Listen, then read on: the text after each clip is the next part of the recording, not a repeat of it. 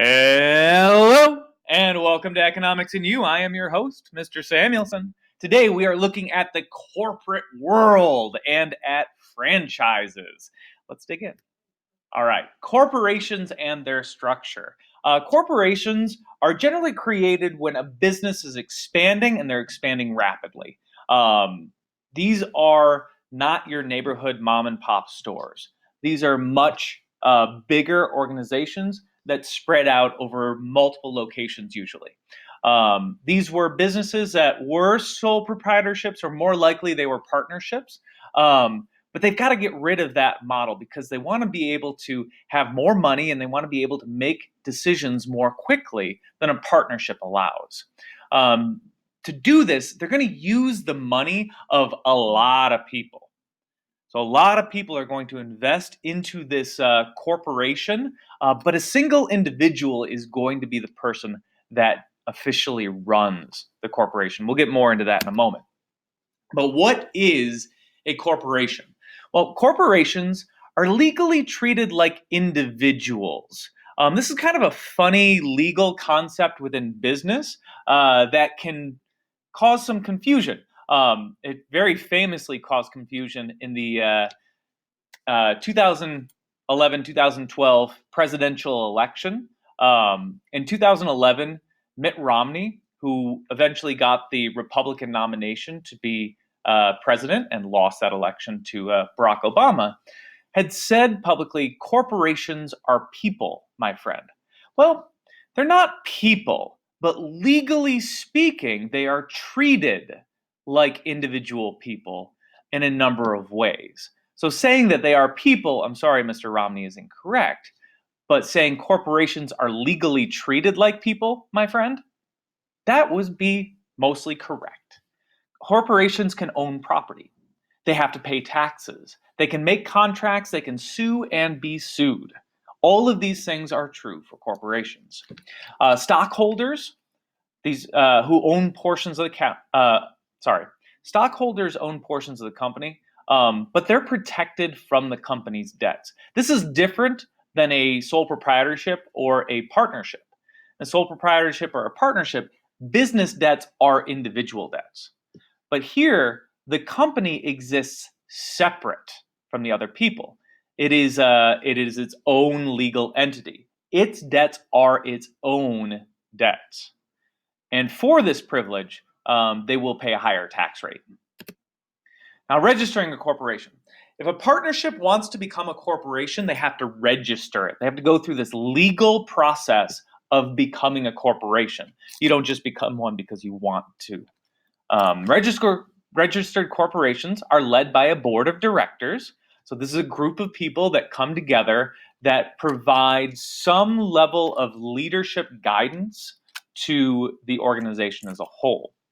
The corporation must issue stock. That's another thing that's different between a corporation and a proprietorship. Stock represents a share of the company's assets and profits. So there's actually this piece of paper, which is a legal document that shows that you own part of a company. That is stock. The part that you own is called your share in that company. Now, selling stock is an important aspect of getting a corporation started. This is how they raise money. They raise money by selling off a share of their company. And they can say, all right, you have purchased stock in my company, so you own 1/1000th of the company. That's if you issued 1,000 shares of stock. Say you now, as an owner of one item of stock, are a 1/1000th owner. Now, usually they're going to sell off more than that in terms of shares. The type of stock they sell is one of two types. You've got common stock. Now, common stock gives you rights to the company's profits. So the company profits, you're going to get money, not as much as you would with preferred stock, but you're going to get some money. But you also have a vote in the company's board meetings. Okay? So every time the company tries to make a decision about who's going to lead that business, you get a vote. With preferred stock, you get paid your profits first. So let's say a business fails and they sell off all their stock as they're failing, the preferred stockholders are going to get their money first. Okay, they're going to have less risk with preferred stock. This is what this chart shows. But you also have no voting rights. Okay, you don't have a say in what the company does. So there's a trade-off. Do you want to have a say in the company, or if everything goes bad, do you want to make sure you walk away with your money? That's your common stock versus preferred stock options.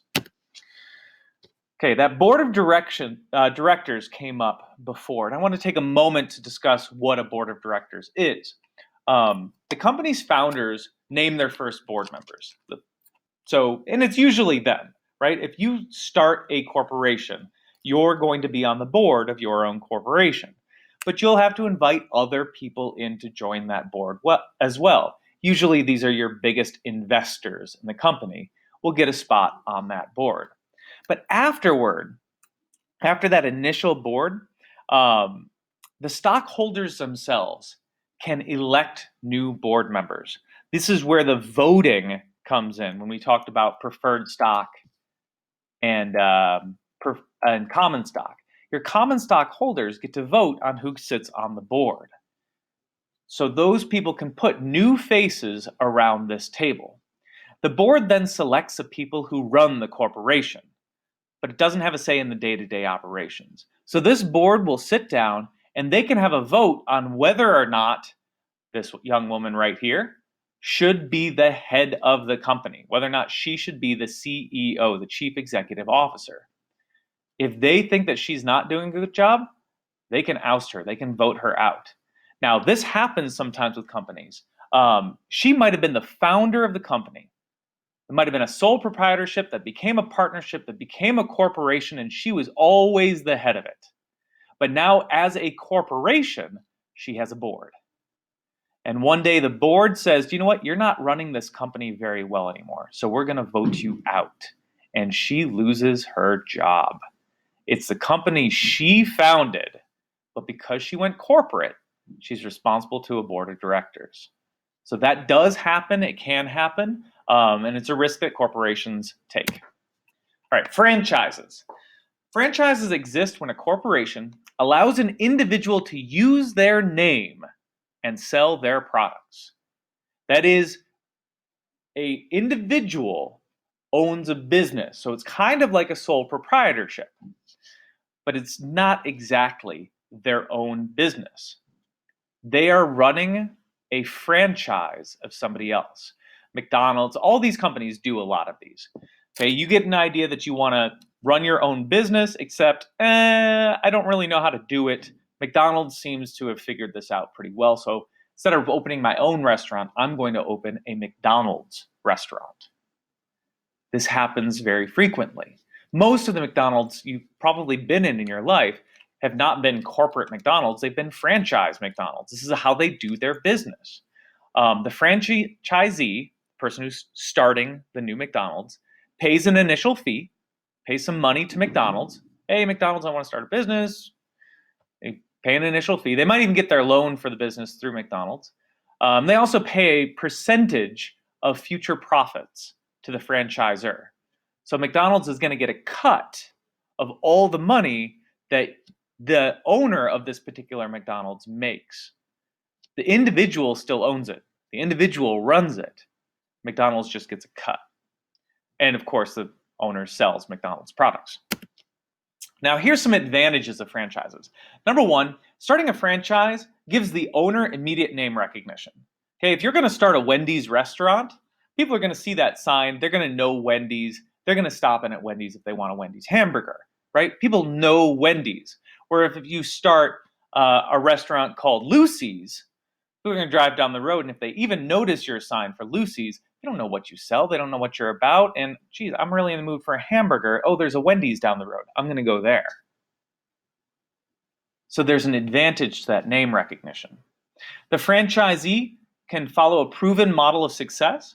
So if you start a Wendy's franchise, Wendy's Corporation is going to go to you and say, all right, these are the things that you do to get your restaurant started. It will work. We've done it 15,000 times. It always works. They've got that path, and they'll guide you through it. Franchisees also benefit from corporate advertising without having to directly pay for it. You see those commercials for Wendy's hamburgers on the television all the time. Well, it's probably not an individual franchisee that's putting that advertisement out there. That's coming from Wendy's corporate. Now, I say you're not directly paying for it. They are paying for it. The money that the franchisee kicks up to the Wendy's corporation is then spent on the advertising, which benefits the individual Wendy's. But they don't have to make the decision or come up with a plan or pay for that individual advertising. All right, disadvantages. Franchisees have a lot less control than other business owners. You can't own a Coney Island, which is a franchise, and decide that you're not going to sell Coney dogs at your restaurant.